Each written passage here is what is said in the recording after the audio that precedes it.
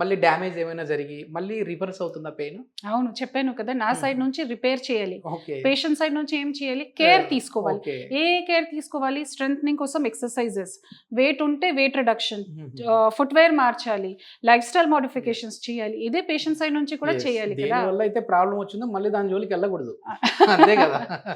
So ఇది నా side నుంచి ట్రీట్మెంట్ నాది ఓన్లీ పిఆర్పి కాదు, పేషెంట్ కి ఎడ్యుకేషన్ కూడా చేయాలి, పేషెంట్ లో మోటివేట్ చేయాలి that he is ready to do that modifications. Okay ma'am, ఇప్పుడు ఏజ్ వైజ్ గా కూడా ఇది ఏజ్డ్ పర్సన్ లో చూస్తూ ఉంటాం, కానీ యంగ్ ఏజ్ లోనే వస్తూ ఉన్నాయి. ఒకవేళ ఏజ్ చిన్న ఏజ్ లో వాళ్ళు చేయించుకోవచ్చా, లేదంటే పెద్ద ఏజ్ లో వాళ్ళు చేయించుకోవాలి? ఈ పిఆర్పి ఎవ్రీ పేషెంట్స్ కి సూట్ అవుతుంది. ఇప్పుడు స్పోర్ట్స్ ఇంజరీస్ యూజువల్ గా 13, 14, 15 ఇయర్స్ వాళ్ళకి స్టార్ట్ అవుతుంది.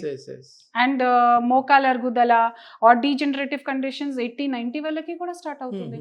ఇది this is what patients Rakt లోనే రక్త్ కనాల్ ఎక్స్ట్రాక్ట్ చేస్తాము. సో ఎవ్రీ ఏజ్ కి సూట్ అవుతుంది ఇది.